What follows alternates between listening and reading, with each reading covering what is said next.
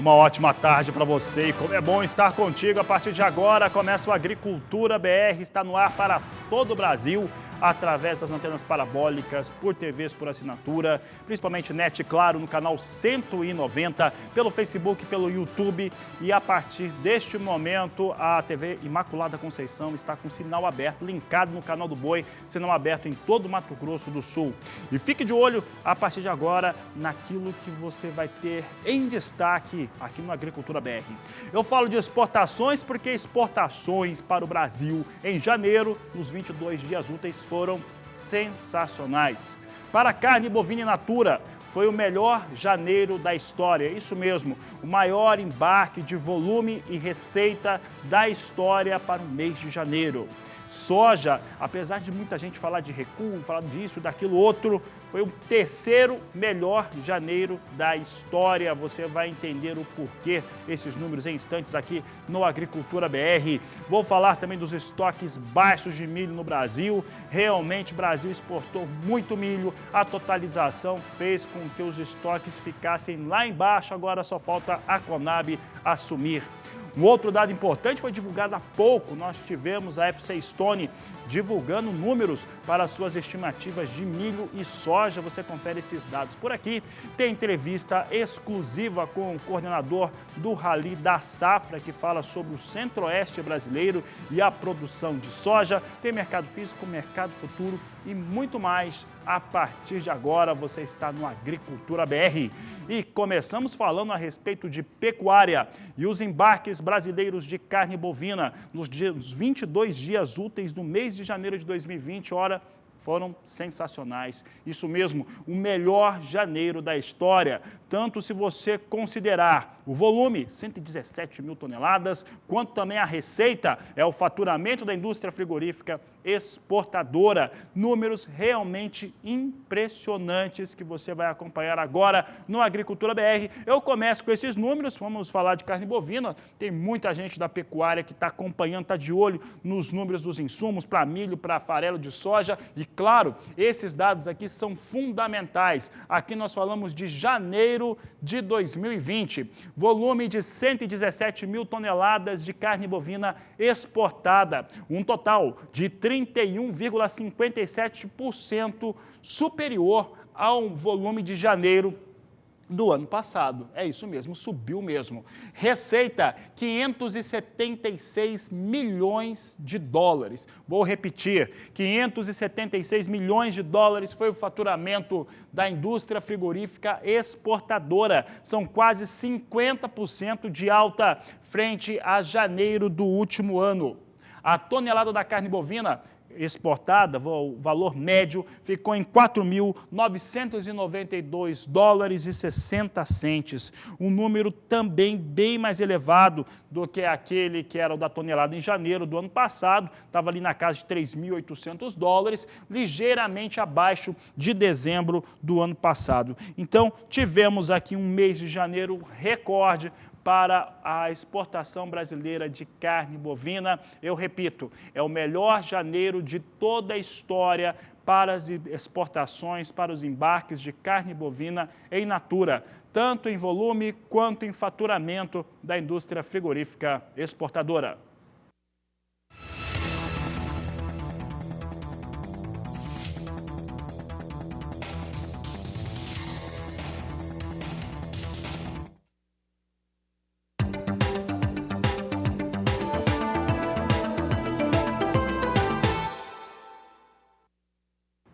E hoje, esse programa Agricultura BR, essa segunda edição, parece que é para falar de recorde mesmo. Fala agora de recordes no estado do Mato Grosso. O Instituto Mato Grossense de Economia Agropecuária, o IMEA, divulgou dados atualizados em torno da sua percepção da safra 2019-2020 de soja. E olha, os números, mais uma vez, eles impressionam. Vou falar ligeiramente a respeito da área. A área de 9.820.000 hectares. Sabe para quanto sobe a expectativa de produção? 34 milhões de toneladas de soja. Para ser mais exato, 34 milhões e 10 mil toneladas de soja devem ser produzidas no estado de Mato Grosso nessa safra nova 2019-2020. Por lá, tudo dá certo, o clima tem ajudado, tem tido a situação de luminosidade perfeita durante a safra, tem tido chuvas adequadas, a colheita segue muito bem e isso faz com que se atinja um novo recorde de produção de soja em Mato Grosso, e é o Mato Grosso que mostramos agora. Você acompanha comigo agora na tela os dados que resumem o que o IMEA nos trouxe hoje. Veja só, área, como eu havia dito, 9.820.000 hectares ocupados com soja no Mato Grosso, uma área 1,63% superior àquela ocupada na campanha passada. A produtividade é recorde também. Olha só, são 57,71 sacas por hectare. Olha de novo o número, 57,71 sacas por hectare, alta de 2,97%. E esses dados mostram uma produção de 34 milhões e 10 mil toneladas, uma alta de quase 5% frente à campanha passada, chegando aí a 4,66% de elevação na produção do estado do Mato Grosso. Você vai acompanhar ainda nessa edição do Agricultura BR. Agora, na sequência, a visão do Rally da Safra, que já apontava na entrevista que realizei ontem, que Mato Grosso vinha para recorde, o Brasil vem para recorde mesmo, Centro-Oeste, com exceção de algumas regiões no estado de Goiás, vem com níveis de produtividade muito bons, níveis de produtividade excelente, e esse é o caso do estado do Mato Grosso, que deve bater mais um recorde, chegando a 34 milhões e 10 mil toneladas de produção.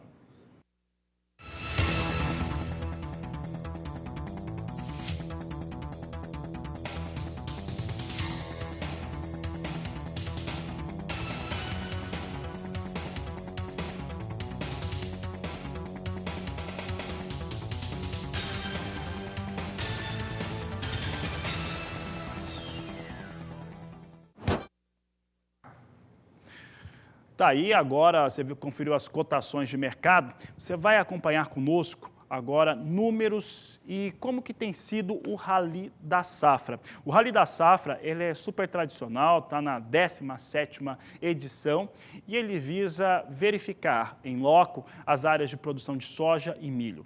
Neste momento, evidentemente, tem a área de soja sendo conferida em todo o país. Nós conversamos com o coordenador do Rally da Safra, que falou a respeito da distribuição das equipes e o que essas equipes que estão na campanha, que estão verificando as propriedades rurais, têm trazido de números. É o que você confere agora na entrevista do Agricultura BR.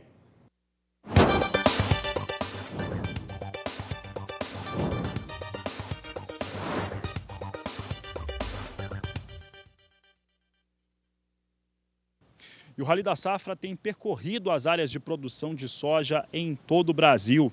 E com isso, verificado as condições e como que anda as lavouras por todo o país. Para falar a respeito deste assunto, eu vou conversar agora com André Debastiani. Ele é coordenador do Rally da Safra e conversa um pouco conosco sobre o que o Rally tem encontrado aí pelas fazendas, pelas propriedades. André, o Rally já é muito tradicional, tem sido recebido nas propriedades, nas cidades. O que o Rally dessa safra nova, 19-20, tem visto desde o início nas equipes que têm trabalhado a campo? Olá, Fabiano. De fato, o Rally já está na sua 17ª edição e por onde a gente passa é muito bem recebido pelos produtores. É uma satisfação chegar na fazenda e o produtor já conhecer o projeto e falar, agora de fato vocês estão na minha fazenda, e para eles acaba sendo um momento muito bacana. E a gente está novamente no campo, vendo as condições das lavouras por todas as regiões que a gente passa. Já terminamos 2 das 11 equipes do Rally e vamos começar a terceira agora aqui no estado do Mato Grosso do Sul.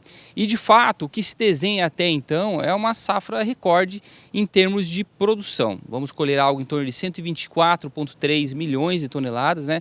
É um crescimento em relação à safra recorde que havia sido a 17 e 18, e é uma safra que vem de um recorde em função principalmente de crescimento de área. Porque quando a gente olha de produtividade, a gente está uma produtividade muito dentro da linha de tendência do que a gente tem dos últimos 10 anos.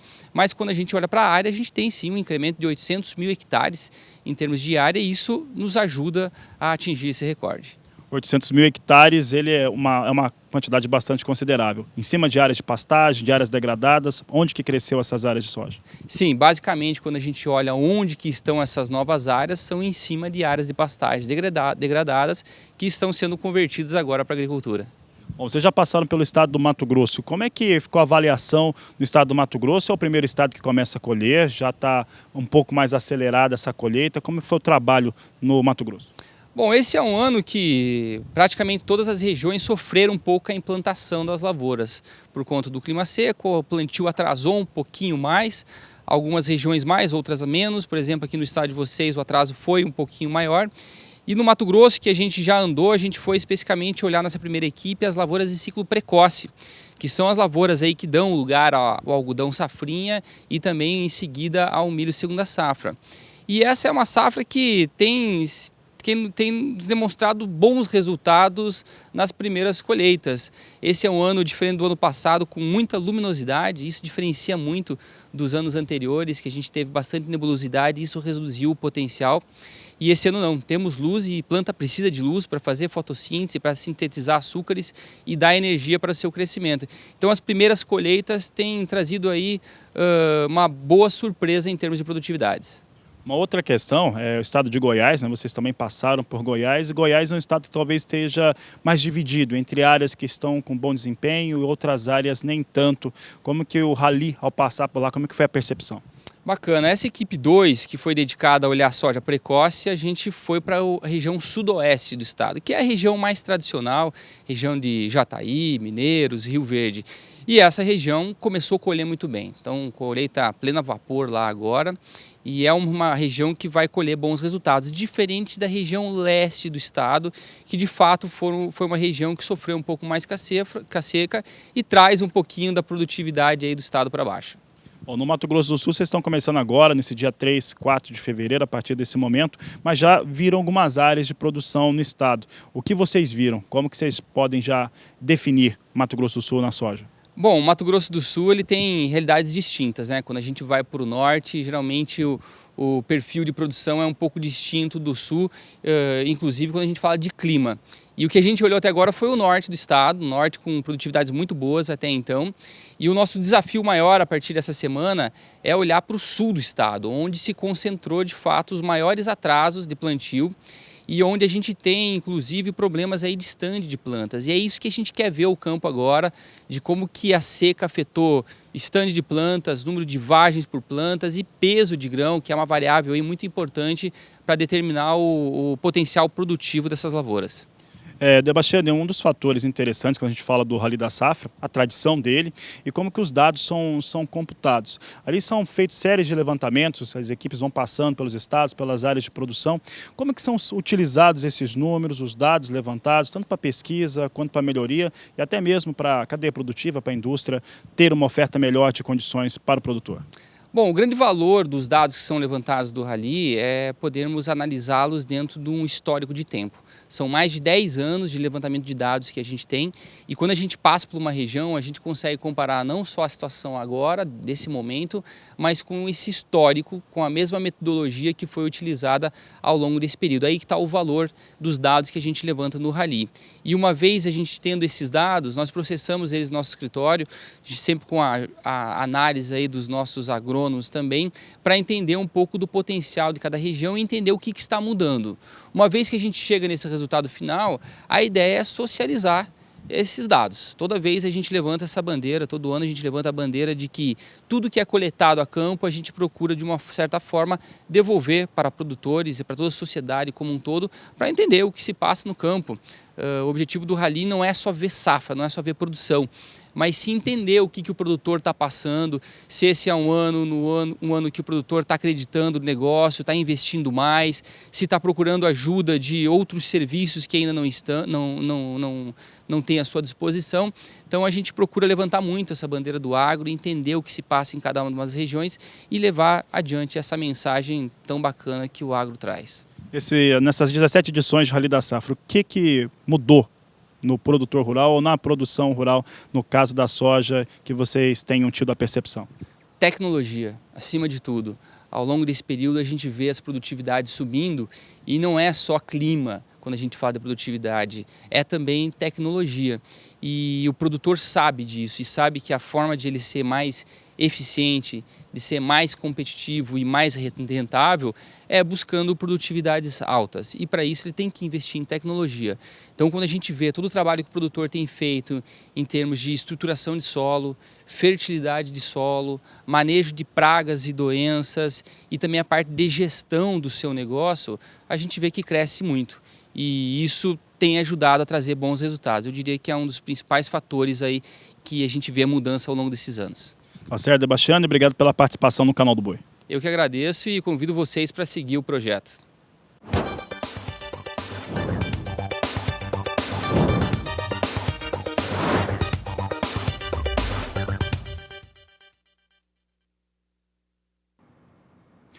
E olha, ao contrário do que foi alardeado que o mês de janeiro seria um mês muito fraco para a soja em relação aos embarques. Aí tem aquele imediatismo de se fazer a comparação sempre com o mês anterior, como por exemplo dezembro e assim por diante, ou janeiro do ano passado. O que nós falávamos já desde quando começou, ou pelo menos desde quando eu voltei de férias, mas desde aquele momento, por volta do dia 13, 14, no meio do mês, que era necessário ver a média diária de embarques e entender duas situações. A primeira, quando falamos de janeiro de 2019, nós estamos falando de um mês que, particularmente, ele veio posterior a um ano, de 2018, de recordes de embarques, recordes de exportações. Então, o ano de 2019 começa naquele ritmo, começa realmente com um ano muito forte de embarques. Tá? Então, janeiro de 2019 teve pode-se dizer, um ritmo como o de 2018 em relação às exportações. O mesmo podemos falar em relação a dezembro do ano anterior. Nós tivemos ali um mês de dezembro que quase não tinha soja no país, mesmo assim havia os contratos e os embarques saíram do Brasil. O fato é que janeiro de 2020 conseguiu um fato inédito e apesar de se ter uma comparação muito recente, né, de comparar dezembro de 2019 e janeiro de 2018, isso é porque isso é o que vem no relatório da Secretaria de Comércio Exterior, do Ministério da Economia, que qualquer cidadão pode ter acesso, o senhor telespectador, é só entrar em desenvolvimento.gov.br, que você vai conseguir achar os dados da onde tiramos as informações, mas se você comparar o histórico de todos os meses de janeiro, você vai descobrir que janeiro de 2020 foi simplesmente o terceiro melhor de todos os tempos em relação aos embarques. Vamos ver então esse quadro que mostra e comprova aquilo que nós estamos dizendo, trazendo em destaque apenas os últimos meses de janeiro dos últimos anos. Veja só que em 2016, o embarque foi de apenas 380 mil toneladas. 2017, 911 mil toneladas de soja foram embarcadas em janeiro. Janeiro de 2018 tem a segunda melhor marca, 1.560.000 toneladas. 2019, como eu havia dito, é o melhor janeiro de todos os tempos, 2.030.000 toneladas. Janeiro de 2020, a última coluna na cor vermelha, fica em 1.480.000 toneladas. Esse número aqui é extremamente importante de se entender, porque observe que mesmo com as situações de ter uma quantidade menor de soja, tradicionalmente não é um mês de fortes embarques do Brasil, ficou muito próximo a alcançar 2018. Faltou pouco para não ser aí ou bater o segundo melhor janeiro de todos os tempos. Então, para fechar essa história, os 22 dias úteis de janeiro de 2020 conseguiram colocar esse mês como o terceiro melhor janeiro de todos os tempos.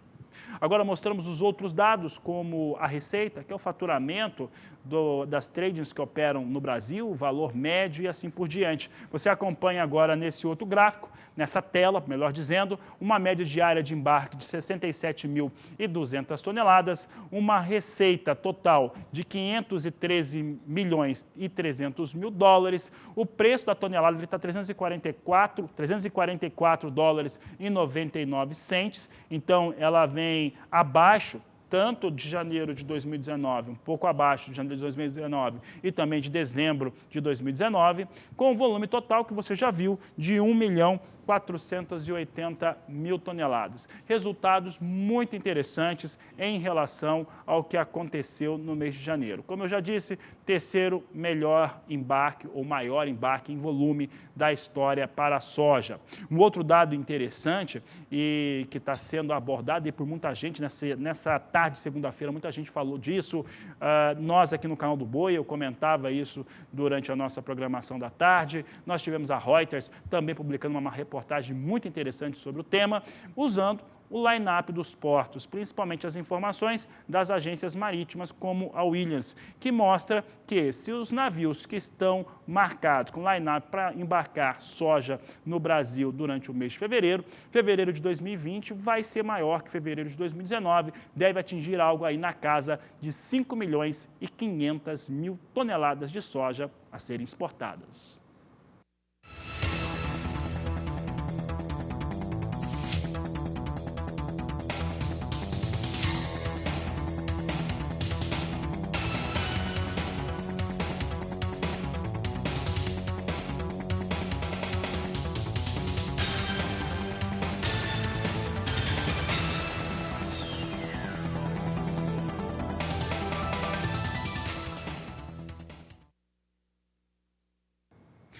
E soja em Chicago hoje esboçava alguma reação por lá, principalmente no curto prazo. Apesar do volume de negócios ser baixo para uma terça-feira, hoje esboçava. Alguns investidores aproveitando as pechinchas, principalmente no mais curto prazo, já que a soja vai vindo com valores muito abaixo do que deveria ser. Nós temos aqui, neste momento, soja ganhando em torno de 0,5%, próximo a 0,5%. Março vem a 8 dólares 81 centes o bushel.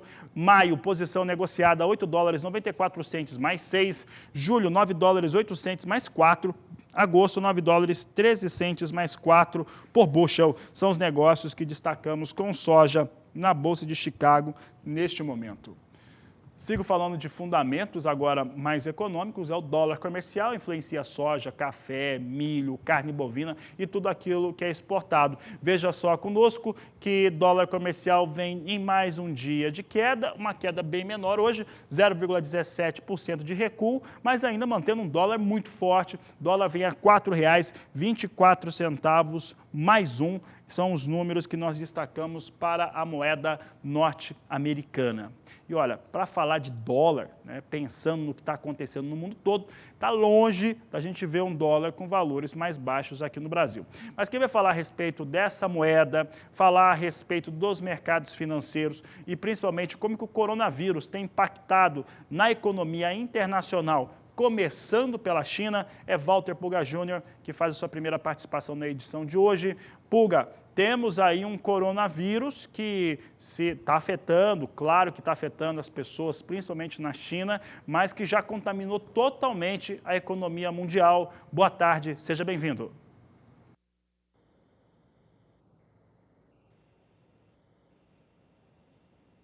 Boa tarde a você, boa tarde a todos. De fato, já se esperava um crescimento menor, né, para a economia mundial. Agora, com a disseminação do coronavírus, os efeitos nos países fora da China já começam a preocupar analistas de mercado. Veja, a OCDE, aquela organização dos países, o Brasil até deve, né, continuar participando, né, do envolvimento da OCDE, ela já espera um crescimento este ano na economia mundial de 2,9%.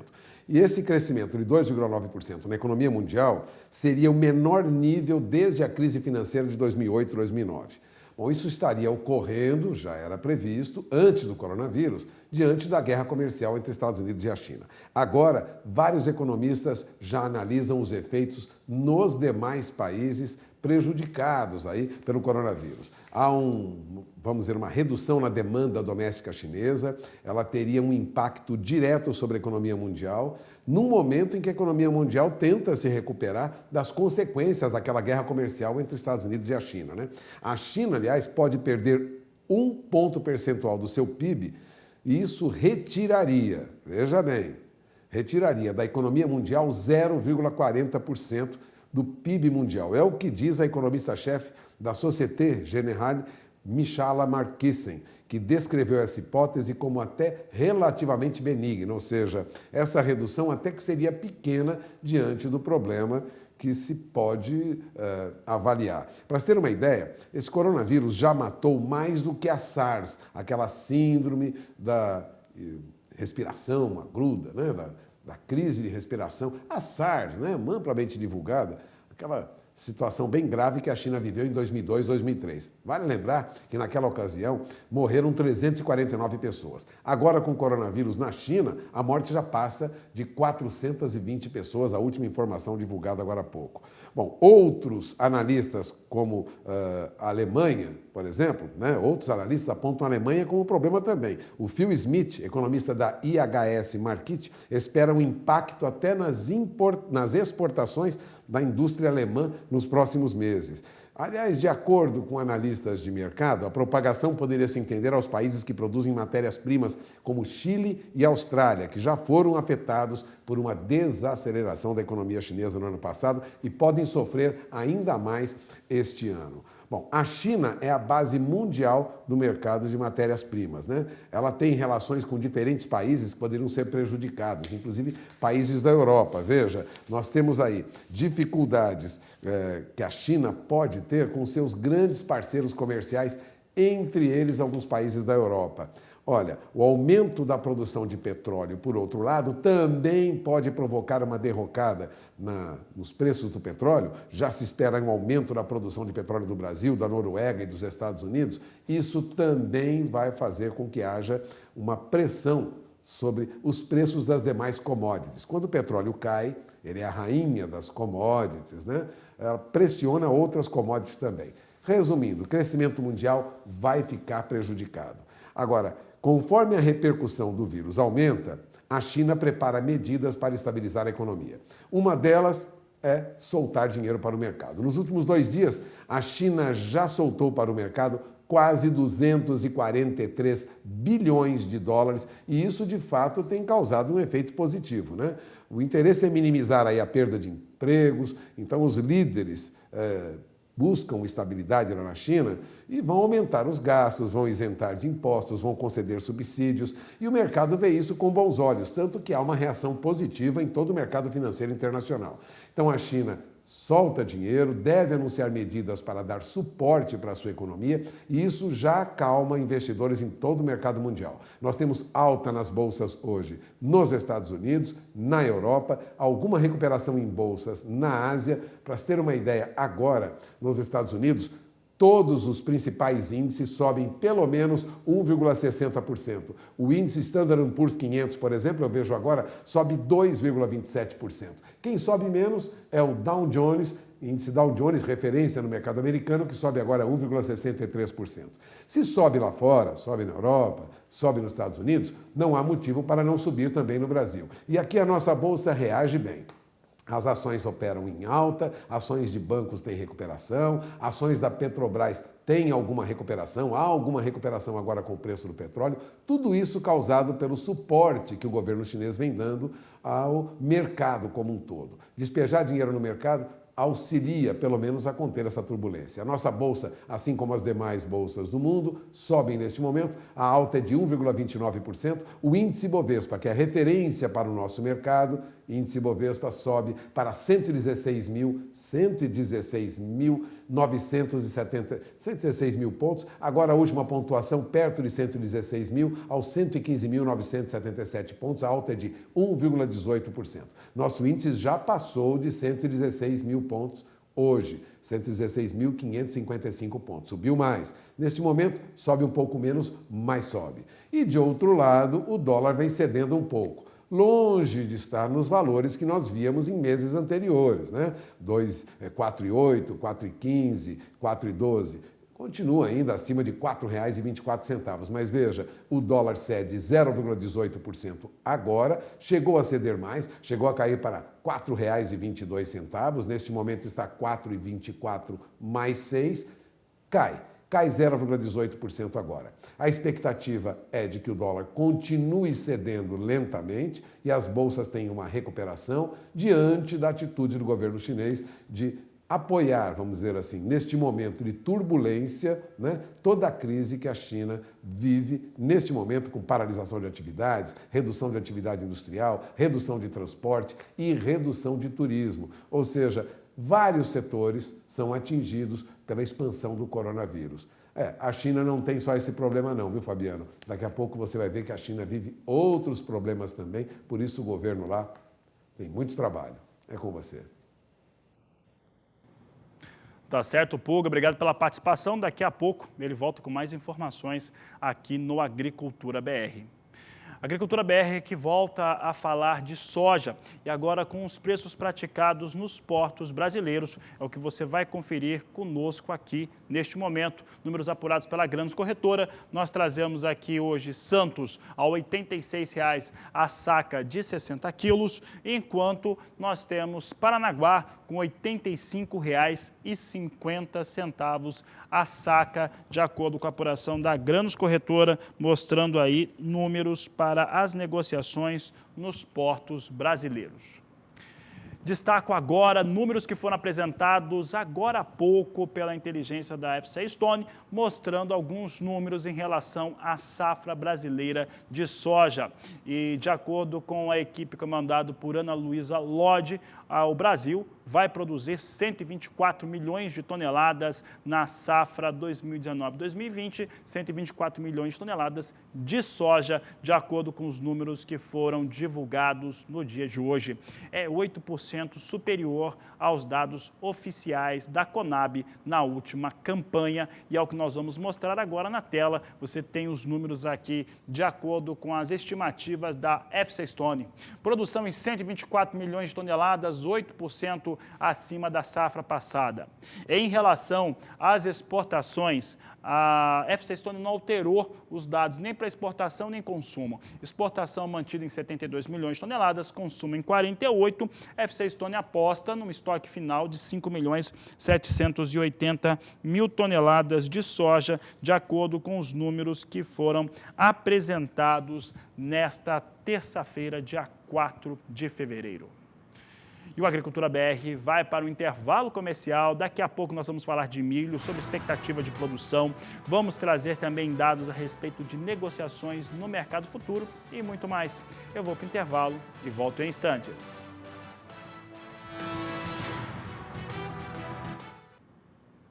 Olha, se existir esse tal de inferno astral, a China provavelmente está no dela, um país inteiro. Olha, se já não bastasse as questões que impactaram o país em relação à peste suína africana, que é só um prejuízo comercial. Aí vem o coronavírus, que aí sim, aí é um prejuízo muito sério, porque além dos prejuízos comerciais e econômicos, ele também tem das vidas humanas que vão sendo atingidas por esse vírus que começou na China e começa a se expandir para outras localidades. Agora tem a questão da gripe aviária. E a China, numa medida brusca e para fazer a contenção da gripe aviária, tem abatido aves e abatido inclusive aves sadias. E este assunto agora é do Walter Pulga Júnior, que volta ao programa. Pulga, eu estava falando dessa expressão, né, chamada inferno astral. O que vem acontecendo na China de 2018 para cá realmente é bem complicado e agora vem com essa situação da gripe aviária também.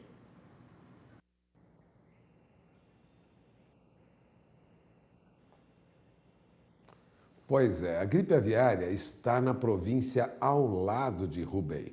Fica também no coração da Índia, ali colado com Hubei, né? Em Hunan, há perspectivas de problemas com a gripe aviária, já há uma contenção em diferentes granjas da região e isso obriga até produtores a tomar atitude mais drástica, né, para evitar a disseminação da gripe aviária. Agora, em Hubei, que é a província onde está a cidade de Wuhan, que é o epicentro do coronavírus, temos também um problema grave com as aves lá. Isso porque Hubei responde por 5% da produção de ovos de toda a China. E lá, o transporte de rações e o transporte de aves para matadouros tem restrição. Tem restrição por conta do coronavírus. E aí alguns avicultores, por conta desse surto de coronavírus, estão tendo que sacrificar aves jovens em Hubei, porque as novas regras paralisam o transporte não só de ração, como de animais vivos para os matadouros. A proibição do movimento de aves, que acredita-se também pode gerar riscos de transmissão do vírus, impediu os produtores de Hubei de levar as galinhas e os ovos ao mercado. Ou seja, também há uma dificuldade para faturamento, para realizar negócios. Hubei é a província, como eu disse, que abriga a cidade de Wuhan, onde o coronavírus foi identificado pela primeira vez. Vale lembrar, né? Essa epidemia já matou mais de 420 pessoas, infectou 20 mil em todo o país, por isso a restrição do governo. Agora, com a falta de comida para as aves, notadamente galinhas, né, que fazem produção de ovos, alguns agricultores já reduzem a alimentação, enquanto outros estão destruindo parte do rebanho, segundo um funcionário da Associação de Avicultura de Hubei. Ele falou para a jornalista Hali Gu, da agência Reuters, e Dominique Patton, em caráter assim, não posso me identificar, não estou autorizado a falar, mas ele disse que muitas aves jovens foram eliminadas por segurança. É o que disse essa pessoa que não revelou quantos animais foram mortos. Na semana passada, a Associação dos Avicultores da região, lá atingida pelo coronavírus, já apelou ao governo para uma autorização especial para suprimento de rações para aves, porque elas devem durar no máximo até a próxima sexta-feira. Os estoques acabam. Os produtores, portanto, não têm como sobreviver, é que disse uma pessoa também ouvida pelos jornalistas que preferiu ser identificada apenas pelo sobrenome Shen e que produz 7 mil ovos por dia, viu? Isso perto da cidade de Huanggang. Ou seja, há dificuldade para alimentar as aves que ainda estão saudáveis em Hubei. Mas o problema que a China vive de gripe aviária, a situação é bem complicada mesmo. Bom, a China produziu 22 milhões de toneladas de carne de aves em 2019, um aumento de 12% em relação a 2018, porque ocorreu aquela peste suína africana que atingiu a produção de porcos. Então, aumentou rapidamente a produção de aves, né? Agora, esse estado de Hubei, onde há o surto de coronavírus, né, ela abate 500 milhões de aves por ano e é um importante polo produtor de ovos lá na China. Portanto, a situação é bem complicada. Há também problemas com matança de pequenos patos, né, patos jovens, que também não podem ir ao mercado. Há uma série de dificuldades neste momento na China. O problema do governo não se restringe apenas ao coronavírus, não. Há outras dificuldades que devem surgir. E tudo isso provoca o que na ABPA, aqui no Brasil, Associação Brasileira de Proteína Animal, se considera uma tempestade perfeita. Ou seja, a China vive um momento muito difícil e isso pode abrir mais ainda mercado para os produtos brasileiros. Olha, a China reportou esse surto de gripe aviária no sábado, né, com problemas de milhões de frangos sendo mortos, né? Milhões de frangos também enfrentam desnutrição, como eu disse agora há pouco, e o que acontece é que a BPA já estima uma demanda maior, partindo da China, para carnes brasileiras, principalmente carne suína e carne de aves, né? Bom, uma fonte segura do setor de carnes informava para jornalistas que o Brasil, jornalista da agência Reuters, que o Brasil, que nunca registrou um caso de gripe aviária de peste suína africana, deve se beneficiar dessa situação. Aliás, Francisco Turra, que é presidente da BPA, acrescenta que o país possui capacidade de atender ao menos parte da demanda adicional por frango importado, tendo processado 6 milhões de aves no ano passado. Ele acha que o Brasil ainda pode fornecer mais alimentos para a China diante dessa crise. Aliás, a Agência Internacional de Notícias Bloomberg noticiou na quinta-feira, citando cartas de produtores de aves de Hubei, né, que aqueles 300 milhões de frangos estão mesmo ameaçados. E se isso de fato ocorrer, uma redução pelo menos na produção de frangos lá, Fabiano, nós teremos aí um avanço na venda de produtos, não só do Brasil, né, suíno e carne de aves, mas de outros países também. A demanda vai crescer. E veja, ela já é grande. No ano passado, as importações de frango brasileiro pela China cresceram 34%. Os embarques de carne suína cresceram 61%, segundo a BPA, e devem continuar crescendo este ano também. Ou seja, enquanto lá ocorre uma tempestade perfeita, para o Brasil pode ser uma oportunidade de negócios para o setor de carne, já que a demanda lá será muito grande. Situação bem complicada para o governo chinês. Sair desses problemas, não é um problema, desses problemas, será muito trabalhoso e muito custoso, ou seja, vai custar caro para o governo chinês. É com você, Fabiano. Obrigado, Walter Pulga, pela participação. Uma boa tarde a você. Esse posicionamento do Turra, da BPA, é bem interessante, porque mostra que Brasil, mais uma vez, ou as indústrias que operam no Brasil, e aí a cadeia produtiva pode ser beneficiada com essa nova situação em território chinês.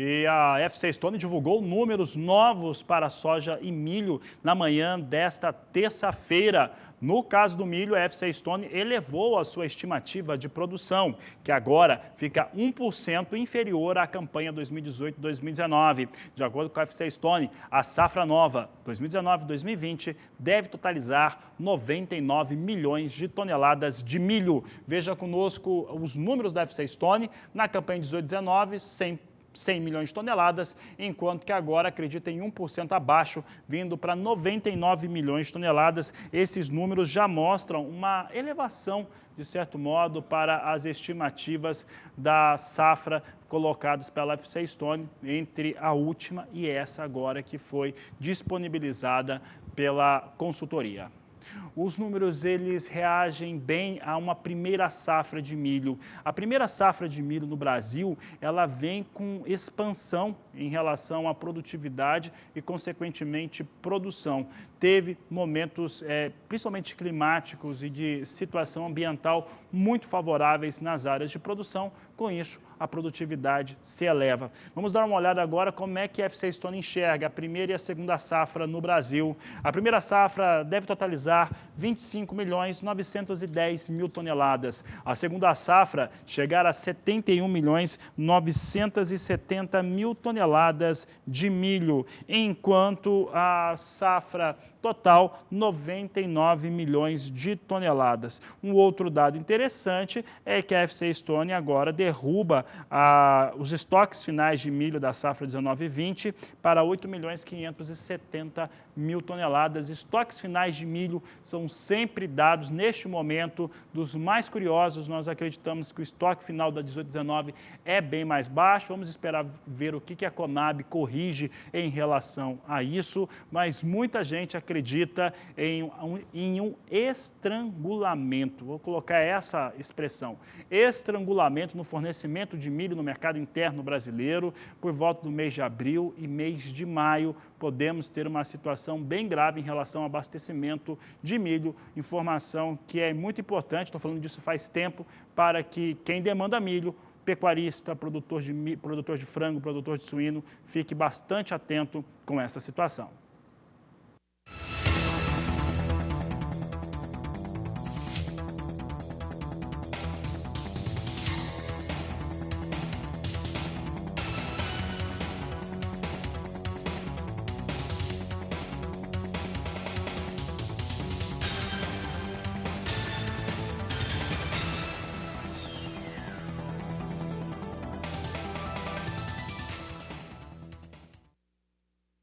O milho na Bolsa Norte-Americana de Chicago vinha com alguma recuperação no dia de hoje. Alguns investidores aproveitando as pechinchas, os preços baixos também para o milho. Vamos saber como é que vem a operação agora. O volume de negócios não chamava tanto atenção, mas nós temos agora milho em Chicago com alta de próxima a 1%, vem com 0,8% de alta para Chicago aqui no mais curto prazo. Março, 3 dólares e 81 centes mais 6 o bushel. Maio, 3 dólares e 87 centes. Julho, 3 dólares e 92 centes mais 2. E a posição de setembro, 3 dólares e 88 centes por bushel. São os números para o milho negociado na Bolsa Norte-Americana de Chicago.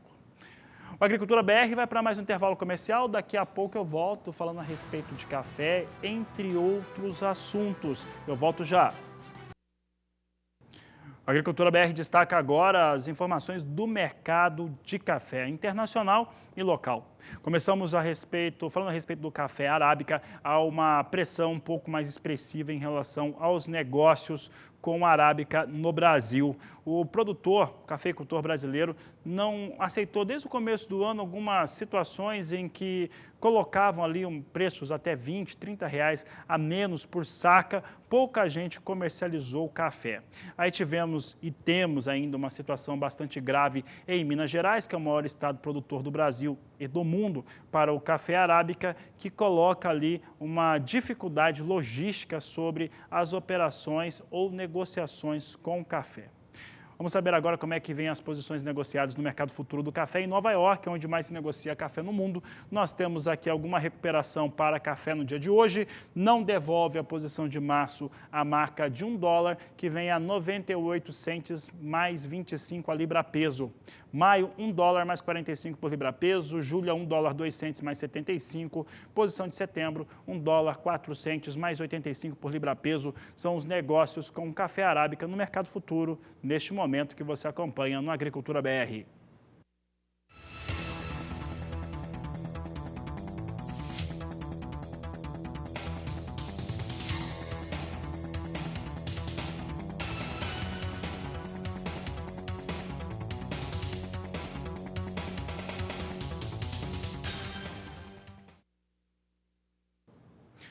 E agora vamos falar um pouco a respeito do que vem acontecendo com o mercado do café robusta. Estava vindo há pouco dentro de uma estabilidade dos negócios nas posições de Londres, e é o que você confere agora no Agricultura BR. Vem na estabilidade mesmo, maio com $1.302 a tonelada, julho $1.320, setembro $1.340 por tonelada, novembro $1.359, pouca variação no dia de hoje, mercado estável para o robusta na Bolsa de Londres.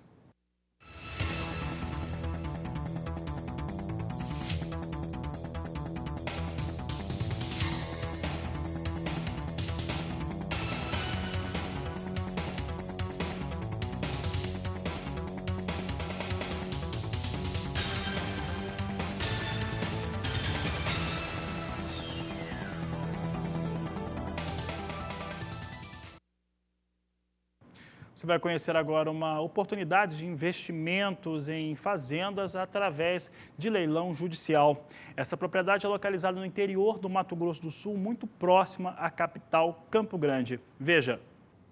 Olha, uma das feiras, estávamos até falando agora no intervalo, uma das feiras que eu mais gosto é a Show Rural Copavel, que acontece durante essa semana, 32ª edição. Tem 650 expositores, tem aí uma expectativa de superar mais de 2 bilhões de reais em relação a negócios durante o evento. E olha, a cada ano que passa são mais mais visitantes e convidados que participam desse grande evento. Quem está lá e nos traz as informações é o repórter Mauro Andrade. O Show Rural 2020 surpreende pela organização e pelo tamanho do parque de exposição, que conta com uma área de 720 mil metros quadrados. Toda esta estrutura é usada para apresentar e discutir as novidades tecnológicas voltadas para o agronegócio. Eu estou com o senhor Dilvo Grolli, que é diretor-presidente da Copavel. E a Copavel é a promotora do Show Rural aqui em Cascavel. Está na sua 32ª edição. Doutor Dilvo, quais são as perspectivas, quais são os números que vocês esperam para essa edição de 2020?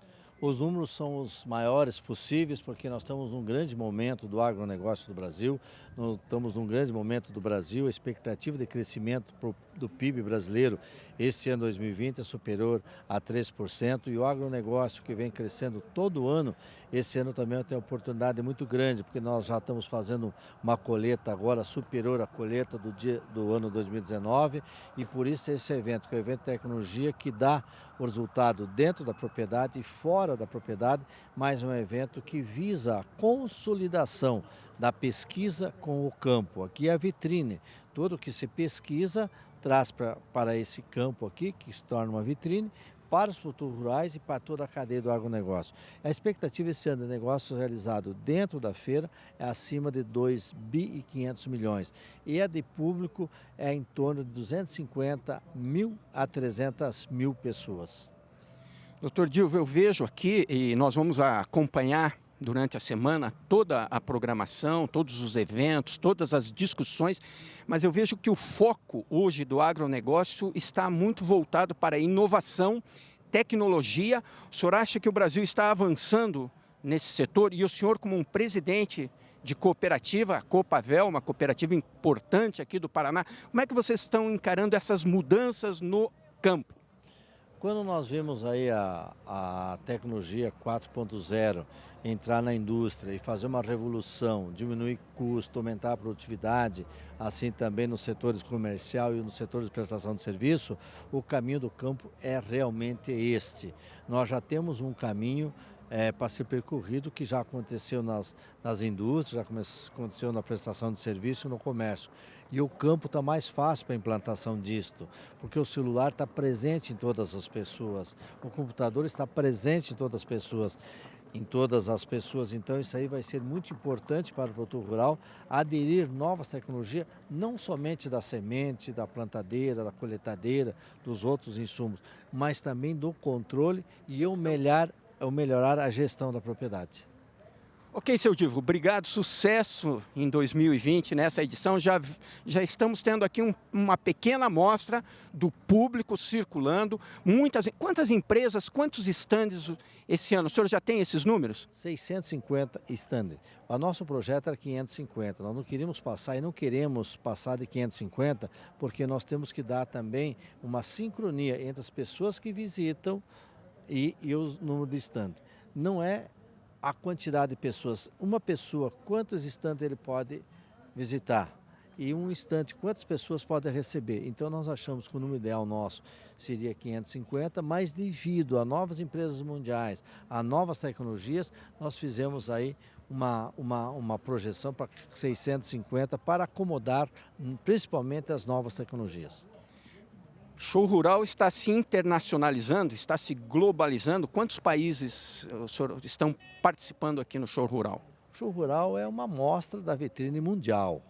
Todas as empresas mundiais, desde o primeiro evento, quando nós inauguramos o primeiro evento, já tinha as empresas mundiais de tecnologia. Então é um evento que tem que ser vitrine da tecnologia mundial. Estão presentes desde o primeiro. Ok, seu Dilvio, mais uma vez, obrigado. Então, olhe, você que acompanha aqui a programação do canal do Boi, fique ligado, porque nós vamos trazer todas as discussões, todas as novidades que estão acontecendo aqui no Show Rural, em Cascavel, no Paraná. Mauro Andrade, de Cascavel, Paraná.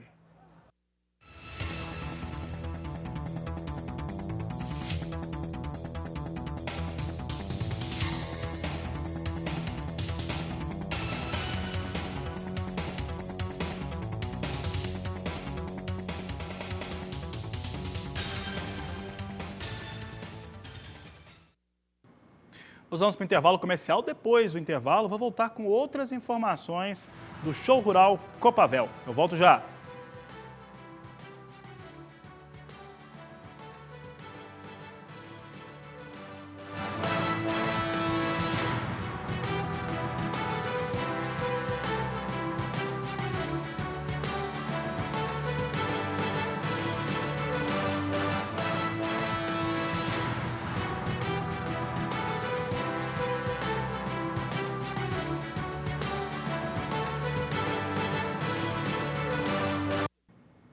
O cooperativismo no estado do Paraná é muito tradicional e tem muita força.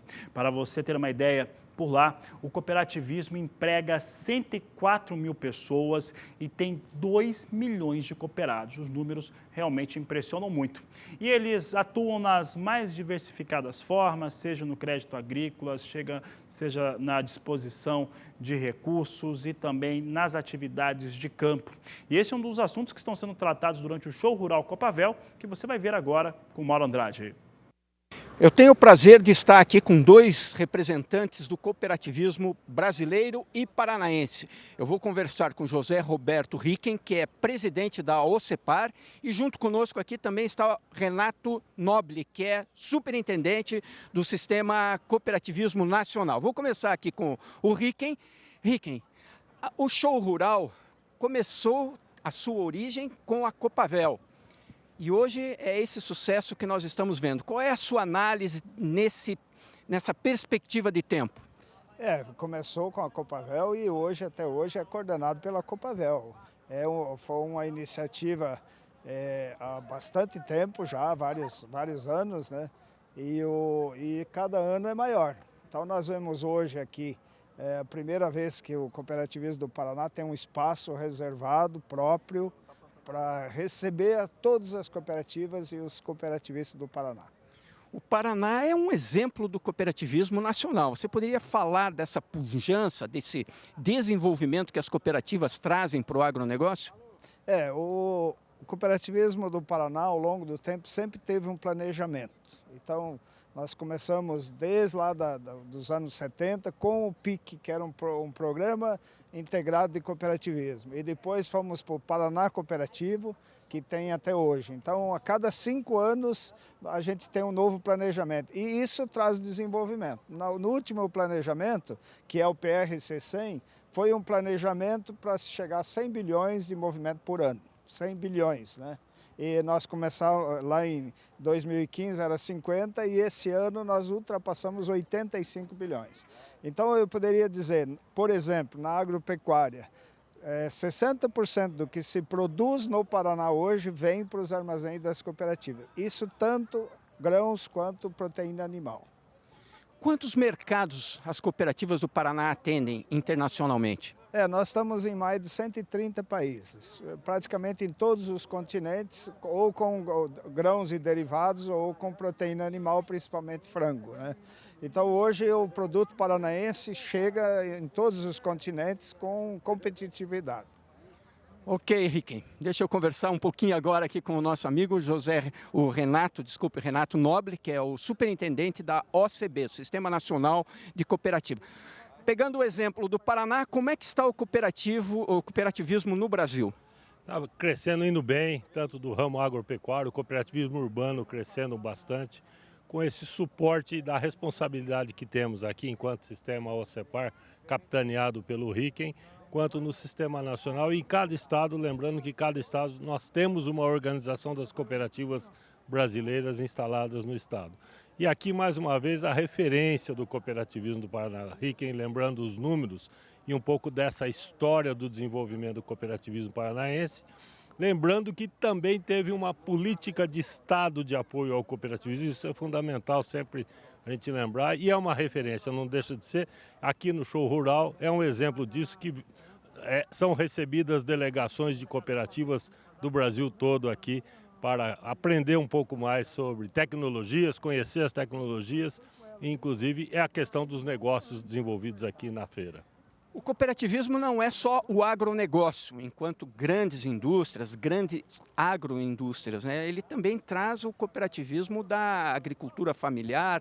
A OCB, ela tem essa preocupação de desenvolver essa linha de trabalho também? Com toda certeza, com toda certeza. O Ricken, além de presidente da organização estadual aqui no Paraná, ele é diretor e convive conosco mês a mês, o ano todo, já há 4 anos, desenvolvendo esse trabalho, e nós temos essa responsabilidade e a dedicação a todo o cooperativismo. O cooperativismo agropecuário é um dos chamados 7 ramos, e para nós não tem distinção. As cooperativas, muitas das nossas cooperativas paranaenses, aqui do sul todo, são pronafianas, das políticas de assistência à agricultura familiar, e temos o cooperativismo de crédito crescendo muito aqui, nasceu muito ligado ao cooperativismo agropecuário, indo hoje para os grandes centros urbanos.